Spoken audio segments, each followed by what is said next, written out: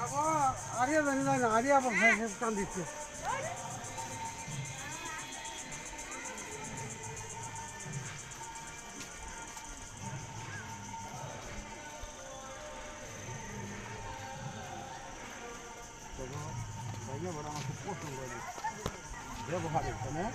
কি ব্যবহার ব্যবহার ভালো ভালো ভালো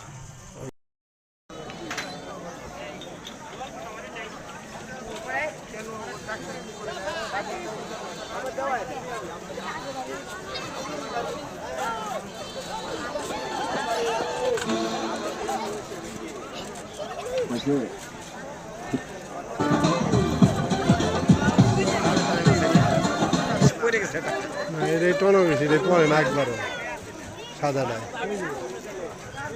ব্যালেন্স রেখে রেখে চড়ার পর একবারও পরে না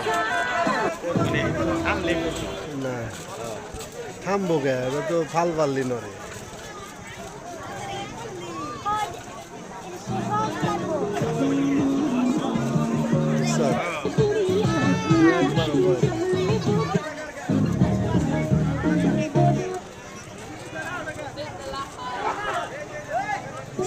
এক পরে দেখছি কালকে একবার পরে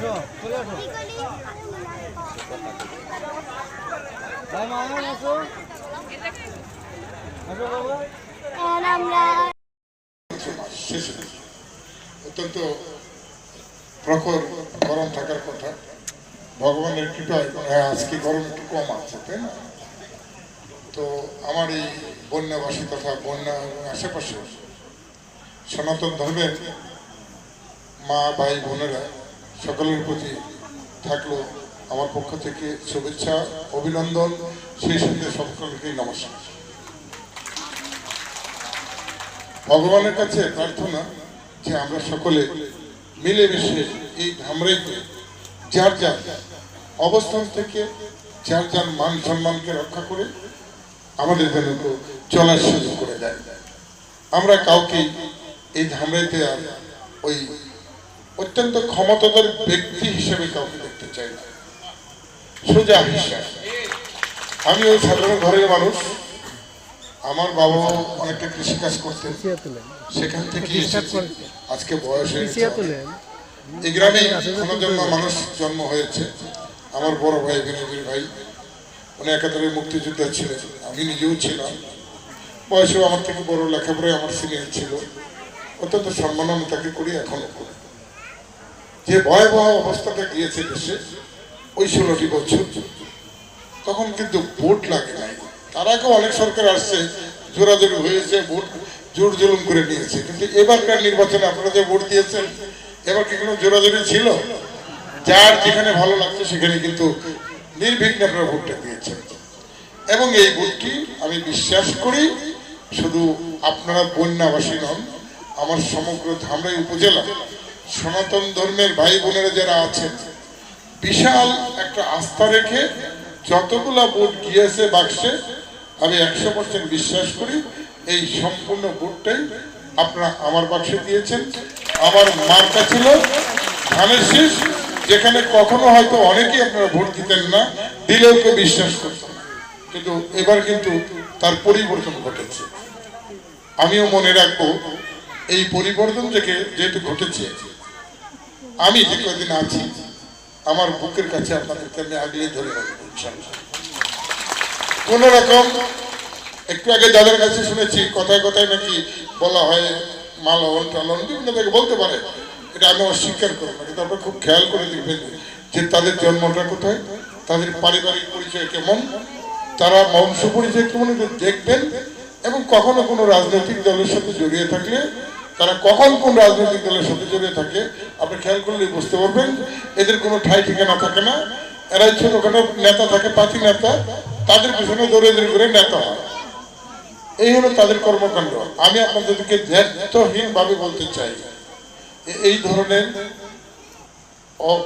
অসভ্য লোকজন যাদেরকে বলা হয় বেয়াদব যাদেরকে বলা হয় তাদের স্থান আমার দলেও নাই এবং ধামরাইতে বাড়াবাড়ি করলে যে কদিন আমি আছি উপরওয়ালা বাঁচিয়ে রাখবে এই কদিন আপনি কিছুদিন পর থেকে দেখবেন এই অ্যাকশন ধামরাইতে থাকার অধিকারও তাদের থাকবে না যদি তারা ভালো না আগে বলেছি, দাদা তো বলেছেন, আমরা তো ধরেন জেলে অনেক অনেক মামলা নিয়ে মিল ফ্যাক্টরিগুলা পুলিশ দখল করে নিয়ে যেত, তালা দেওয়া থাকতো, রাস্তা থেকে ধরে নিয়ে যেত। আমি খুব অসুস্থ মানুষ ছিলাম, সিঙ্গাপুর থেকে একটা বড় অপারেশন করে আসছি, তারপরে সেই বস্তা করে ওষুধ নিয়ে আমার জেলখানায় ঢুকতে লেগেছে। আমি কাউকে দোষারোপ করবো না, কিন্তু আজকে খেয়াল করে দেখেন এই ধামরাইতে রাজনৈতিক মামলা একটা হয়েছে। বলতাম না, তবু আজকে আপনাদের বাড়িতে বলে যাই, আমার ভাই সে একটা মামলার জন্য আমার এক চাচাতো ভাইকে এই গত সপ্তাহে ফোনে খুব দুঃখ করেছেন। কিন্তু আমার বড় ভাই একবারও ভাবেন নাই যে আমার বিরুদ্ধে 19টা মামলা হয়েছে। একমাত্র ভগবান যদি না থাকতেন, ভগবানের কৃপা অবশ্যই আছে, তা নাহলে উনি জীবনে কোনোদিন এমপি হতে পারতেন না যদি আমার সমর্থন ওনার কাছে না থাকতো। এটা আপনারা যদি অস্বীকার করেন তাহলে বোধহয় ভুল করবেন। আপনারা জানেন আমার নমিনেশন বাতিল হয়ে গেল, চেঞ্জ হলো বিএনপির থেকে, মানুষ খেপে গেল। এটাই ছিল তাদের পরিচয়, ভোট। এবং 21 দিন পরে উপজেলা নির্বাচন হয়, আমি নির্বাচন করি। আপনাদের অনেকের ভোট আমার বাক্সে গিয়েছে। মালিক ভাই আমার বন্ধু, উনি আমার বিপক্ষে দাঁড়িয়েছিলেন। আওয়ামী লীগ ক্ষমতায়, নির্বাচনের দিন একসাথেই বসে আছি রাত্রে ধামরাইতে, ভোট গণার রেজাল্ট যাচ্ছে। আমার বড় ভাই মিঞ্জির ভাই বললেন, তুই ভাই আমি ভোট পেলাম 1,31,000, আর এখানে 57,000 ভোট কি করে পেলাম আমরা? ঠাট্টা করে বললাম যে ভাই ওই ভোটটি আপনাদের, আর বাকি ভোট যেটি পেয়েছেন এই ভোটটি সবটি অন্য বাক্স থেকে দিয়েছে, যেটা এবার আপনারা আমাকে দিয়েছেন। সোজা হয়েছে, আপনারা যে ডালাটা আমাকে দিয়েছেন আমি কৃতজ্ঞ, এবং আমি আপনাদের কাছে ঋণী। যাক, ধর্মীয় অনুষ্ঠান আছে, আজকে কথা বেশি বাড়াবো না। আপনারা সকলেরই ভগবান আপনাদের কৃপা করুন এবং মনোবাঞ্ছনা সকলেরই যেন ভগবান পরিপূর্ণ করে।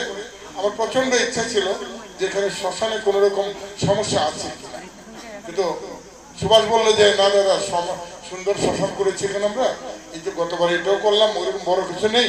আর অন্যান্যরা ধরলেন যে না, আমাদের একটা বড় কাজ আছে এই পাশেই, আমাদের এইসব অনুষ্ঠান টনুষ্ঠান করি, আমাদের বক্তব্যদের অনেক সময় থাকতে হয়, বসতে হয়। আমাদের 2% জায়গা আছে রেকর্ডিও, বাকি জায়গাটা রেকর্ডের বাইরে আছে, অর্থাৎ আইদার সরকার মালিক অথবা আসলে তো সরাসরি সরকার। তা আমি বললাম কোনো সমস্যা নেই, যদি এখনই তহসিলদার থাকে ডাকেন, আর তা না হলে আপনারা আসেন বা সুভাষ আসুন, আমি আমাদের এসিলেন্ট মহোদয় ইউনোকে পাঠিয়ে দেবো, দেখে যাবে আপনাদের যতটুকু জায়গা হলে আপনাদের ধর্মীয় কর্মকাণ্ড সুন্দরভাবে আপনারা পরিচালনা করতে পারবেন, অতটুকু জায়গায় আমি আপনাদেরকে ব্যবস্থা করে দেব।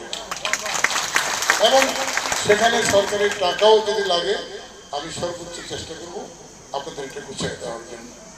আমরা ছোট সময় দেখেছি আমাদের এই সনাতন ধর্মের ভাই বোনেরা মারা গেলে, মারা তো আমরা সবাই যাই, আমাদের নদীর ঢালে এই দাহ করা হয়েছিল। এদিন ঝগড়া ওদিন যেটা একটা বিশ্রী পরিবেশে ছিল, যাক সেখান থেকে ওখানে তো উত্তরণ হলো।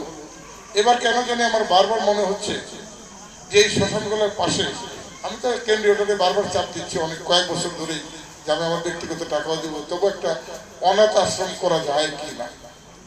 সাধুরা থাকবে, থাকুক, কিন্তু সুন্দর একটা পরিবেশ থাকবে। আপনারা যাদের একটু বয়স হয়েছে, যারা মরার কথাটা প্রতিদিন চিন্তা করেন, আমিও করি, তারা হয়তো ওখানে গেলেন, সুযোগ সুবিধা মতো গেলেন, আপনাদের ওখানে একটা গুরুদেব থাকলো বা দুজন থাকলো, ধর্মীয় কিছু গ্রন্থ থাকলো, যেটা কালচার করলে পড়লে টড়লে সবাই অনেক কিছু জানতে পারবে। এই জন্য একটু লাইব্রেরি আমি ওখানে প্রথমে একটা বিল্ডিং করে দিয়েছিলাম, দামরাইতে লাইব্রেরিটা হয়নি।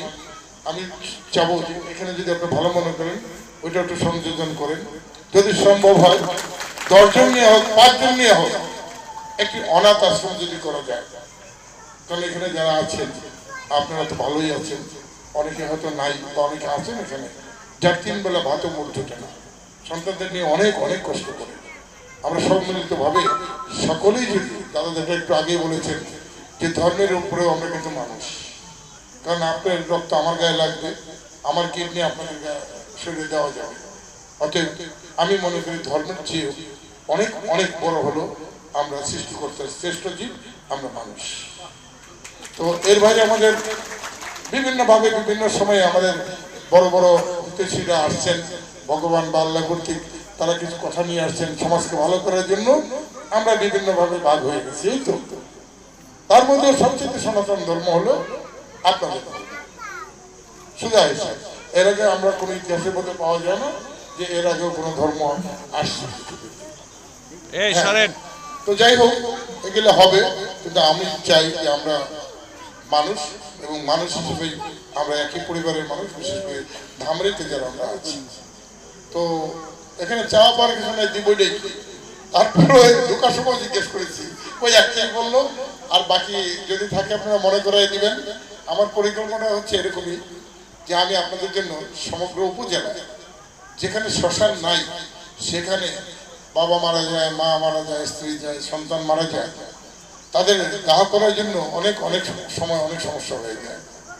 কিন্তু যদি একটা সুন্দর শ্মশান করে দেওয়া যায়, আমি কয়েকবার কলকাতাতে গিয়ে দেখেছি ওই কালীঘাটের যে বিশাল শ্মশান, ওখানে ইলেকট্রিক সিস্টেম আছে এবং খুব সুন্দর সিস্টেম আছে। আমি একটু আগেও অবশ্য বলছি একটা স্পেশাল ধরো না ভাই, আমি ব্যবস্থা করে দিই, একটা ইলেকট্রিক চুলা করে দেবো, একটা থাক, বিকল্প থাকুক, বিদ্যুৎ যখন না থাকে তখন করলো, বা যার অ্যাবিলিটি আছে তার ওখানে দিলাম। মানে মানে এই যে বাইরে বাইরে করে লাশ নিয়ে দেখতেও খারাপ লাগে, তাই লাগে না? কারণ আগুনে যে জিনিস দিবেন ওইটা তো না, মানে নাড়াচাড়া করবে, স্বাভাবিক। তো পরিবেশটা আরো সুন্দর হবে না, চমৎকার হবে। এই ধরনের পরিকল্পনা আমার এখন আছে। যেসব আপনাদের হিন্দু ভাই বোনদের বসবাস একটু বেশি যেসব এলাকায়, প্রত্যেকটা এলাকায় আমি চাচ্ছি যে কয়েকটা সুন্দর শ্মশান যদি করে দেওয়া যায়, তার সাথে মন্দির, তার সাথে আমি একটা ধরেছি কেলিয়াতে, আপনারা গেলে দেখবেন এখন কেলিয়াতে অলরেডি একটা শুরু হয়েছে শ্মশান মন্দির একসাথে। সরকারি টাকা আমি দিয়েছি কিছু, কাজ শুরু হয়েছে আমার বাড়ির কাছে, তো ওরা কাছাকাছি থাকে যে আমাদের একটু দেখেন দেবেন, ওরা অলরেডি কাজ চলতেছে। তা আমারও এরকম প্ল্যান হলো যে একটা সুন্দর সুন্দর পরিবেশ দেখেন তো, এখানে লাশ নিয়ে আসলে কত সুন্দর না, এখানে বসলেন, বাগান টাগান থাকলো, কিছু বই পুস্তক থাকলে তো আরো ভালো হইলো। ধীরে ধীরে হয়তো হয়ে যাবে। আমি সারা উপজেলাতেই অন্তত কয়েকটা, গোটা কয়েকটা শ্মশান সুন্দরভাবে যদি করা যায় এটা করে দিতে চাচ্ছি। কারণ একটা লাশ 3 মাইল ধরে থেকে কিন্তু আনা যায়, এখন সহজ আছে। ওই কষ্ট আবর্জনা টাবর্জনার মধ্যে ফেলে দিয়ে একসময় দেখা গেল যে ওখানে আর কি কিছুই থাকে না, চিহ্নটাও থাকে না, তাই না? আমাদের বেলায় তাই, আমাদের কবরস্থান না হলে আমাদের বেলায় তাই, একই অবস্থা আমাদের, আমরাও এরকমই করি, এখনো অনেক জায়গায় আছে। এটা আমার পরিকল্পনা আছে যে পাশে যদি পারা যায় একটা ছোট ছোট অনাথ আশ্রম করে দিলে সরকারও সাহায্য করে, এলাকার বিত্তবান মানুষ যারা আছে, এই যে সমাজদের মতো মানুষ, ওরা যদি বছরে 2-4-5 লাখ টাকা কোনো জায়গায় দেয়, আমার মনে হয় ভগবান ওদের কম ফেলবে না। ওর সম্বন্ধে আমি যেহেতু জানি, একসময় হয়তো ছিল না এরকম, কিন্তু ভগবান তো অনেক দিয়েছে। এদের মানুষ কিন্তু আপনাদের মধ্যে বহু আছে। আর আমাদের পবিত্র যে আমাদের যে ধর্ম, আমাদের ধর্ম থেকে একই কথা বলা হচ্ছে যে তুমি ধর্ম নয়, তুমি যেখানে যাকে প্রয়োজন মনে করবা তুমি সেখানেই দান করো। অর্থাৎ অসহায় মানুষ যেখানেই আছে তাকে তুমি আগে সাহায্য করো, তাহলে তোমার আল্লাহ খুশি হবে। অতএব আমি চাই আপনাদের সকলকে নিয়ে আসুন, সহযোগিতা করুন, আমরা পরিবেশটা আমরা সুন্দরভাবে ফিরিয়ে আনি।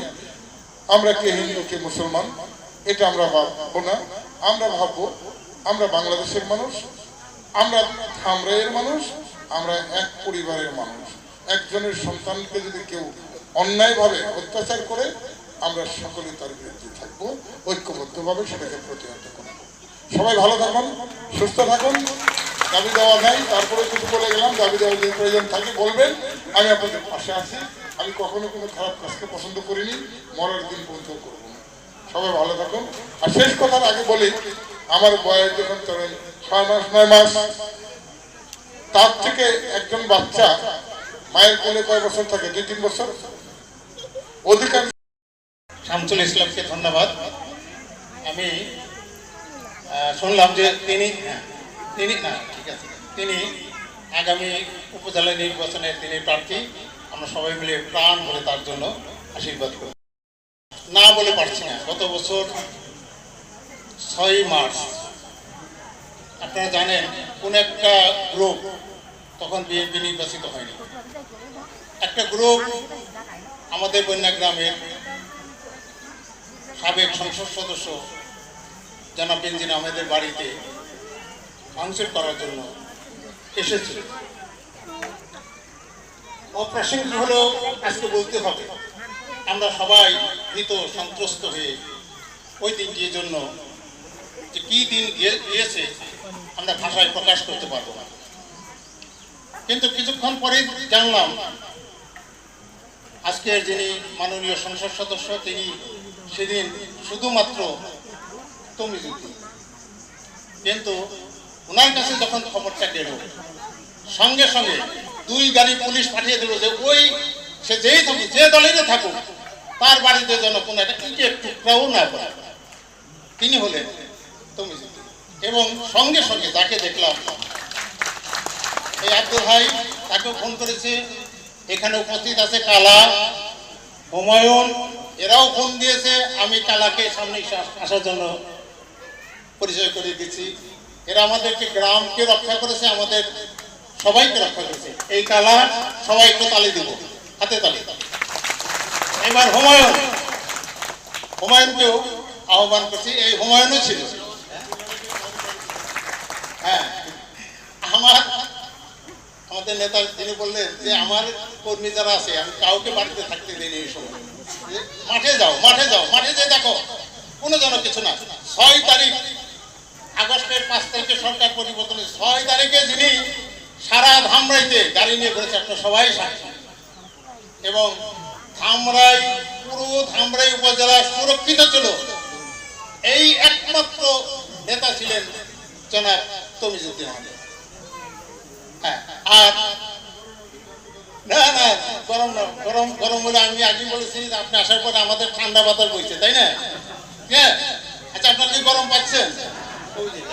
আচ্ছা, এখন আরেকটি সুখবর দেই, এমপি হননি। এই মন্দির গত বছর আপনারা এসেছিলেন কীর্তন শোনার জন্য। এই মন্দিরে অনেকখানি জায়গা অসমাপ্ত ছিল। এই রাস্তাটা অসমাপ্ত ছিল। আমাদের আজকের নেতা তিনি বলেছিলেন, আমাদের সুভাষ বলেছেন যে আমার মন্দিরে কীর্তন আপনি কি করবেন। সঙ্গে সঙ্গে তিনি রাস্তাটা করে দিয়েছে। আমরা সবাই মিলে করতালি দিই। এবার আমাদের সকলের উদ্দেশ্যে সেই ঠান্ডা বাতাস, যার কথা বলেছি যে যার কথার মধ্যে আমাদের সকলের মধ্যে একটা সুবাতাস বয়, আমাদের সেই প্রিয় নেতা জনাব আলহাজ তমিজুদ্দিন। একটা কোলধ্বনি জয়ধ্বনি হবে। জয় জয় শ্রী রাধাকৃষ্ণ প্রেমানন্দে।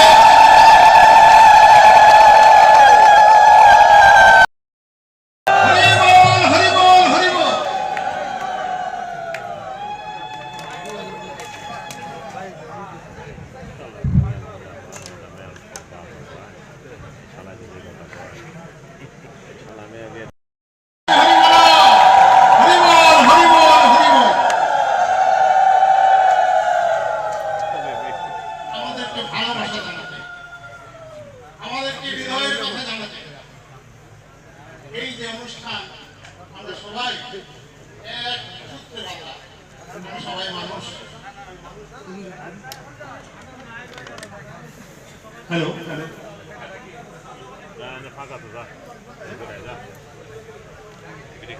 আমরা আমাদের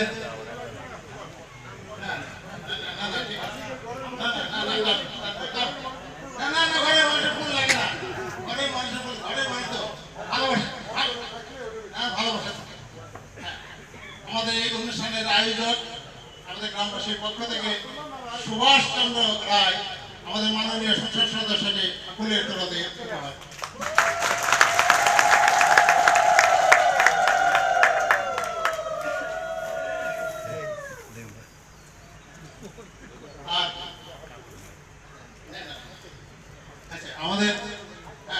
আমাদের প্রতীকী উত্তরীয়, সেই উত্তরীয় আমাদের কন্যা গ্রামবাসীর পক্ষ থেকে আমরা মাননীয় সদস্যকে দিলাম। একটু শামসুলের মধ্যে আমার আব্দুল হাইর একটু দিতে হয় আর কি, গ্রামের ছেলে তো। আমি এবার আমাদের গ্রামের আমার খুব প্রিয় ভাজন, আমাদের সকলেরই প্রিয় ভাজন, যে কোনো কাজে কর্মে আমরা যাকে কাছে পাই, এই অনুষ্ঠান বা অন্যান্য কোনো অনুষ্ঠান হলে আব্দুল হাইকে কাছে পাই, তাই আব্দুল হাইকে শুভেচ্ছা কথা বলছি। এখানে উপস্থিত জনাব আলহাজ তমিজুদ্দিন ভাইকে ধন্যবাদ জানিয়ে আমি সংক্ষিপ্ত বক্তব্য শেষ করছি। খোদা হাফেজ। ধন্যবাদ আব্দুল হাইকে। এবার আরেকজনকে আমরা পরিচয় করে দিতে চাই। যে কোনো সংগঠন চলে, আর সাংগঠনিক দায়িত্ব যাদের আছে তাদের, বিএনপি নামক বাংলাদেশ জাতীয়তাবাদী দল, সেই দলের সভাপতি দায়িত্ব পালন করেন আলহাজ তমিজুদ্দিন আহমেদ, তিনি যদিও সংসদ সদস্য নির্বাচিত হয়েছেন, আর পাশাপাশি তার দলের সাধারণ সম্পাদক জনাব শামসুল ইসলাম। আমি জনাব শামসুল ইসলামকে কিছু সেক্রেটারি আপনাদের সকলের অভিভাবক, ধামরাইয়ের অভিভাবক, যাকে আপনারা কয়েকদিন পূর্বে বিপুল ভোট দিয়ে জয়যুক্ত করেছেন, আমাদের মাননীয় সংসদ সদস্য মহোদয় জনাব আলহাজ তমিজুদ্দিন সাহেব উপস্থিত আছেন। এই অত্র এলাকার এই মন্দিরের নেতৃবৃন্দ এবং আমার সামনে এই সনাতন ধর্মের দাদারা এবং দিদিরা, নমস্কার সবাইকে।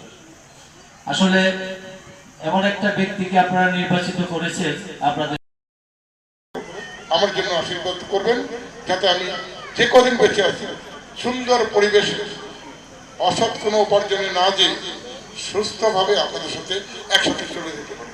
কোনো কে এমপি না দেখার কোনো বিষয় নাই।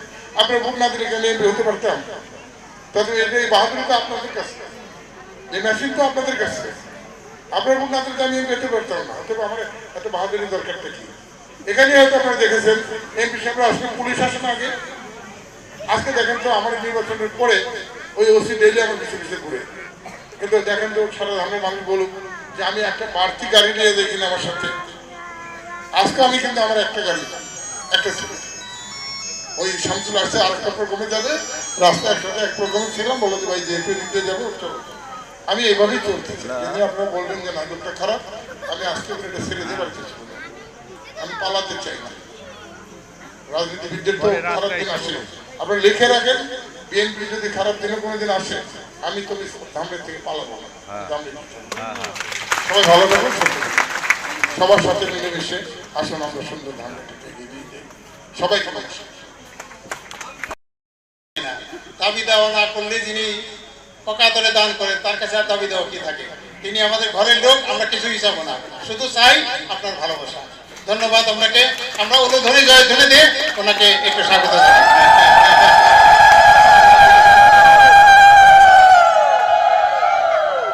জয় শ্রীকৃষ্ণ, জয় ভক্তবৃন্দ। আমরা জাগতিক জগতের যে মলয় বাতাস, সেই মলয় বাতাসের কিছু কথাবার্তা শুনলাম। এবার আসুন আমাদের সেই অপ্রাকৃত লীলা মাধুর্য, যেখানে গৌর লীলা আমরা আস্বাদন করতেছিলাম। আমাদের শ্রেষ্ঠ এখানে যে চারজন কীর্তনী এসেছেন, সবাই যার যার অবস্থানে তারা নিজেরাই নিজেদের